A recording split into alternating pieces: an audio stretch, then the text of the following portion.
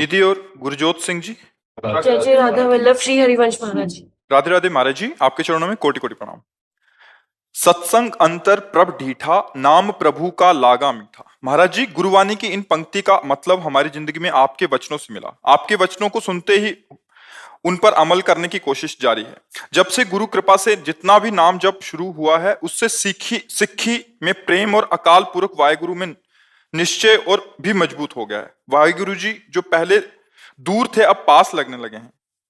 हमारे धन भाग हैं कि हमें संत संग प्राप्त हुआ है। नाम वाणी से और प्रेम हो महाराज जी, आपके वचनों से ऐसी कृपा बनाए रखें। जितना हम नाम को नीचे उतारते जाएंगे, अभी जैसे वाणी पे है वैखरी, फिर मध्यमा गले से, पश्यंती हृदय से, फिर परावाणी से नाम चलता।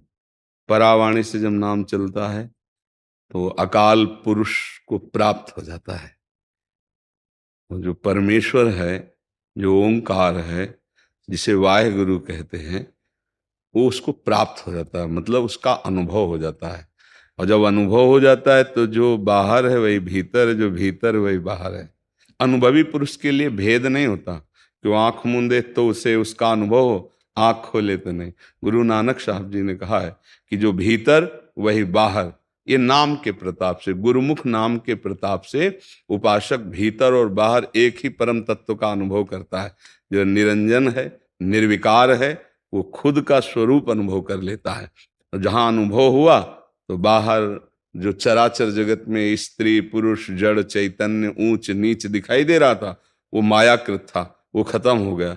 वो जिधर देखता है तो घट घट में उसे वही जो रमा है, उसे राम कहो, कृष्ण कहो, हरि कहो, वाहेगुरु कहो, वो एक ही तत्व है। अलग अलग भक्तों ने अपने प्यार में उन्हें पुकारा है। तो जिस भाव से जो पुकारता है, हमारे प्रभु का स्वभाव ऐसा है। ये यथा माम प्रपद्यन्ते तास तथैव भजाम्यहम्। यदि आप उनको साकार मान करके तो आपको साकार दर्शन देंगे, निराकार मान करके तो निराकार अनुभव कराएंगे, सर्वव्यापी तो सर्वव्यापी, हृदय विहारी तो हृदय विहारी। जैसे भाव से प्रभु को भजे, प्रभु वैसा ही अनुभव करा देते हैं। गुरु रूप से भजे गुरु रूप से, पुत्र रूप से भजे वो पुत्र रूप से, पिता रूप से भजे पिता रूप से, स्वामी रूप से भजे स्वामी रूप से, और सेवक रूप से भजे तो सेवक रूप से। हमारे भगवान का ऐसा, परमेश्वर का ऐसा प्रभाव है कि जैसे जैसे संतों ने भजा वैसे वैसे प्रभु ने अनुभव कराया। तो हम कोशिश करें कि जिह्वा से नाम निरंतर, फिर वो हमारे गले से चले, जिसे उपांशु कहते हैं, जिसे मध्यमा वाणी कहते हैं। फिर पश्यंती में जप किया नहीं जाता, वो देख रहा है, हृदय में हो रहा है। और परावाणी में तो फिर स्फुरित होता है, रोम रोम रग रग सब नाममय हो जाता है। उसकी त्वचा में, उसके रोम रोम में नाम का प्रभाव जागृत हो जाता है। ऐसे महापुरुष का दर्शन, स्पर्श, संभाषण वो निश्चित भगवान में उसकी रति प्रदान कर देता है, नाम में रति प्रदान कर देता है। बस इसके लिए हम ये सावधान रहें कि हमें चाहे जितना गुस्सा दिलाया जाए, हम अपने भजन का प्रयोग किसी का अमंगल करने में ना कर दें। प्रयोग का ऐसे होता है, जैसा आपने हमारा अपमान किया, बहुत गाली दी, बहुत कष्ट दिया कि हम सह नहीं पा रहे, और अंदर से मनाया कि तुम्हारा नाश होना चाहिए, दंड होना। तो आपके पास नाम चल रहा है, जितना नाम चल रहा है उसके प्रभाव से उसकी हानि शुरू हो जाएगी। पर उसकी हानि जो होगी उससे ज्यादा हमारी हानि हो गई कि हमारा जो भजन उस महामहिम प्रभु को प्राप्त करने के लिए था, वो ऐसे प्रयोग हो गया। दूसरा, कोई प्रियजन है, आप उसे बहुत दुखी देख रहे हैं, तो आप प्रार्थना कर दीजिए, अपने भजन का प्रयोग नहीं। उसे वरदान कहते हैं, ना किसी को वरदान, ना किसी को शाप। हम अपने भजन का प्रभाव सर्व मंगल के लिए करते हैं। सब रूपों में मेरा प्रभु विराजमान है, उसी को प्रदान करते हैं। शरीर का सुख दुख ये सब प्राणी को भोगना पड़ता है, क्योंकि उसने कर्म किए। तो ये शरीर भी भोगे और अन्य शरीर भी भोगे। हमारा परम मंगल है भाव कि आपकी चित्त वृत्ति बदले और परमात्मा में लगे। यही भजन का हमारे फल है। जैसे किसी को लगता है कि साधु समागम में हम जाएंगे तो हमारा रोग नष्ट हो जाएगा, हमारे कामनाएं की पूर्ति हो जाएगी, क्योंकि कल्पतरु और साधु महात्मा एक जैसे कहे गए हैं अगर भजन में है तो। जैसे हम कल्पतरु के नीचे जाएं और हम मांगे कि हमें अमुक वस्तु वो प्रदान कर देगा, लेकिन वो वस्तु जब स्वयं कल्पतरु नाशवान है तो उसकी दी हुई वस्तु कैसे अमर हो सकती है? वो कुछ क्षण रहेगी फिर नष्ट हो जाएगी। तो मिला क्या? हमें ऐसी वस्तु चाहिए जो कभी नष्ट ना हो, वो है परमेश्वर, वो है परमात्मानंद। अच्छा, अगर वस्तु के भोग से हमें शांति मिल जाती, तृप्ति मिल जाती, तो भी है। जो वस्तु हम संत से या भगवंत से मांग रहे हैं वो वस्तु किसी के पास है पर वो भी अतृप्त है, इसका मतलब वो वस्तु हमें तृप्ति नहीं प्रदान करेगी, तृप्ति परमानंद प्रदान करेगी। और वो परमानंद भगवान नाम जप से आता है, भगवत स्मृति से आता है। एक तार नाम जप करे। देखो, जब हम श्री गुरुदेव अर्जुन देव जी का, पूज्य श्री तेग बहादुर जी का, इन बड़े बड़े महापुरुषों का चरित्र पढ़ा तो भीषण इनको यातना मिली, लेकिन कभी इन्होंने अपने तप बल का प्रयोग नहीं किया, भजन बल का प्रयोग करके दुष्टों का नाश नहीं किया। तेरा किया मीठा लागे, मतलब कितनी बड़ी बात कि उनमें इतना भजन बल है, गुरु हैं वो, कि वो चाहते तो विधर्मियों को अपने भजन से भस्म कर देते जो उनको पीड़ा पहुंचा रहे हैं, लेकिन पीड़ा सह ली, शरीर पूरा कर दिया पर किसी को कष्ट नहीं दिया। आज हम उनका गुणगान करते हैं, माथा उनके चरणों में रखते हैं कि ऐसी सामर्थ्य किंचन मात्र हम लोगों को भी मिले। जरा सी हमें कोई परेशानी होती तो हम भक्ति छोड़ देते हैं, और इन महापुरुषों की कितनी भीषण कष्ट दिया गया, लेकिन उन्होंने ना अपने धर्म को छोड़ा, ना भक्ति को छोड़ा, शरीर छोड़ दिया। तो आज हम उनका हृदय से आदर करते हैं, उनके बिके हुए दास हैं कि इन महापुरुषों का थोड़ा अंश भजन का, भगवत निष्ठा का, भगवत प्रेम का हमारे अंदर आ जाए।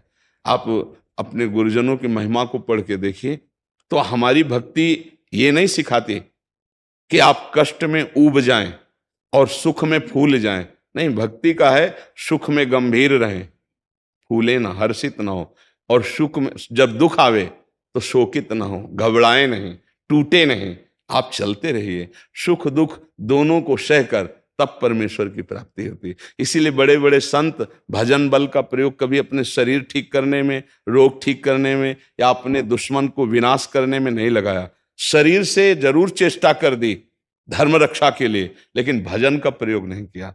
ये परम चतुरता होती है, भजन का प्रयोग केवल परमेश्वर की प्रसन्नता के लिए, तब ये संसार समुद्र से वो मुक्त हो जाता है। नहीं तो आपको सच्ची कहते हैं, गुरु गोविंद सिंह आदि इन महापुरुषों में इतनी सामर्थ्य थी कि जैसे उनके बालक सुनवाए जा रहे हैं, भस्म कर दें उन विरोधियों को। लेकिन मतलब गजब की निष्ठा महापुरुषों में प्रकट हुई, उन्होंने सहा लेकिन धर्म नहीं त्यागा, भजन का प्रयोग नहीं किया। ये बात समझ लो। श्री गुरुदेव अर्जुन देव जी के चरित्र में उसमें गीता प्रेस से प्रकाशित उसमें पढ़ा था कि एक काबुल का फकीर प्रकट हुआ जब कष्ट दिया जा रहा था गुरु अर्जुन देव जी को। तो उन्होंने कहा कि गुरुदेव, मैं आपकी सामर्थ्य को जानता हूं, यदि आप अपने भजन का बल प्रयोग करें तो इन दुष्टों का विनाश हो जाए, आप क्यों नहीं कर रहे हैं? या तो मुझे आदेश कीजिए, मैं भस्म करूं। अव्यक्त महापुरुष प्रकट हुए थे। तो उनका नहीं, तब कहा था तेरा किया मीठा लगे। नहीं, मेरा जो प्रभु है, स्वामी परमेश्वर है, वो जैसा विधान कर रहा है हमको बहुत अच्छा लग रहा है, हमको कोई बुरा नहीं। मतलब गजब की बात है कि पूरे शरीर में तपती हुई बालू डाली जाती है कि छाले फफोले पड़ जाते हैं, तपते हुए तवे पर बैठाले जाते हैं, कितना कष्ट दिया जाता है, आह नहीं। ये भक्ति सिखाती है, ये भक्ति का बल है। पर ऐसी भक्ति कौन करना चाहता है? कोई बिरला कर। नहीं तो ये है कि हम भगवान का भजन करें, हमारी कामनाओं की पूर्ति हो जाए, दुख कभी मिले ना। एक स्थिति आएगी ऐसा कि आपकी सारी कामनाएं पूर्ण हो जाएंगी, दुख नहीं मिलेगा, परम सुख मिलेगा, पर उसके लिए इंतजार करो। एक किसान फसल बोता है, इंतजार करता है। आप नाम जप करें, इंतजार करो, आपके दुखों का नाश होगा। पर हम धैर्य न छोड़ें। कोई ऐसी विपत्ति आ जाए तो हम अपने नाम को न छोड़ दें कि नाम ने विपत्ति तो दूर नहीं की और मैं खूब नाम जप कर रहा हूं। अगर इन बातों से पुष्ट रहे तो धीरे धीरे नाम वैखरी से उपांश में, उपांश से मानसिक में, मानसिक से परावाणी में, परावाणी में अजपा जाप होता है। वो जपता नहीं है, स्वाभाविक निकलता रहता है। और जब स्वाभाविक स्थिति आ जाती तब वो महागुरु हो जाता है, तब वो परम परमेश्वर को प्राप्त कर लेता है। तब इस शरीर में रहते हुए भी वो शरीर से परे होता है, शरीर का कोई राग नहीं रहता है। पर इतनी स्थिति पहुंचने तक धैर्य पूर्वक चलता रहे। बड़े कृपा पात्र हो वाहेगुरु के कि आप नाम में लग गए, नहीं तो हम सुनते जरूर हैं लेकिन उसको अपने जीवन में नहीं उतारते। जो जीवन में उतारते हैं उनका जीवन सफल हो गया। देखो मृत्यु तो आनी है, किस दिन आनी किस क्षण आनी पता नहीं, पर कमा के जाओ ना, गंवा के क्यों जाओ। अपनी श्वासें विषयों में गंवा रहे, एक बार भी भगवान नाम नहीं ले रहे तो जीवन को आपने खो दिया। और नाम जपते हुए कष्ट सहते हुए चल रहे तो आप महाधनी हो जाओगे। अंतिम फाइनल देखा जाता है। आप साल भर क्या पढ़ाई की, परीक्षा का वो जो पेपर है उसको हल करोगे तब पता चलेगा आपको। ऐसे ही परीक्षा का पेपर आता है, कभी भारी प्रलोभन आ जाता है भूल जाओ भगवान को, कभी भारी विपत्ति आ जाती है कि अब छोड़ दो। दोनों में जो टिका रहता है, ना तो सुख सुविधा में और ना दुख दुविधा में, वो विचलित नहीं हुआ चलता रहता है अपने मार्ग में, वही महापुरुष होता है। देखो सुख सुविधा मनोरंजन है, मन को जब हम प्रभु में लगाते हैं तो भागने की कोशिश करता है। तो माया सुंदर वाटिका भेज देती है भोगों की, लो भोगो, काय को जल रहे हो। अगर उपासक चतुर नहीं हुआ तो समझता है हमें भजन का फल मिला है, हम इसका भोग करें, बस फंस गया। विपत्ति आई, ऊब गया, दुखी हो गया, भगवान से विमुख हो गया। माया की यही चाल होती है। ना दुख दुविधा में हमें भ्रमित होना है और ना सुख सुविधा में, तो वो उस अकाल पुरुष को प्राप्त हो जाता है। खूब नाम जप करो भैया, बड़ा हृदय प्रसन्न होता है जब कोई ये कहता है मैं नाम जप कर रहा हूँ और भगवान की आज्ञा में चल रहा हूँ, गुरुवाणी की आज्ञा में चल रहा हूँ, तो लगता है जीवन निहाल हो गया।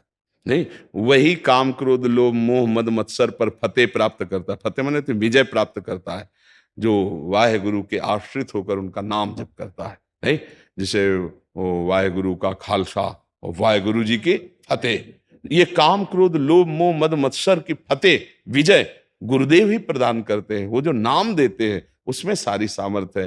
पर ऐसा माया को भुलावा है कि सब सुनते हैं पर नाम जप में रुचि नहीं होती। यहाँ ये सुना, इसके बाद माया और कुछ सुनाएगी, भ्रमित हो जाएगा।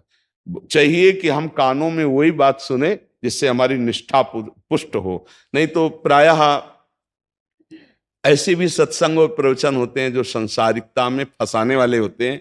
यद्यपि सत्संग होता है संसार से मुक्त करने वाला, पर हमें बहुत संभाल के सुनना है कि हमारे कानों में कहीं दोष वाली बातें ना आ जाएं, ऐसा संसार का महत्व ना जाग जाए, कहीं भोगों का महत्व न जग जाए। हमें केवल परमेश्वर का महत्व रहे। अपने कानों को भी बचाना है, अपने नेत्रों को बचाना है, अपनी हर इंद्री को पवित्र करना है, तभी परमेश्वर में रति होती है।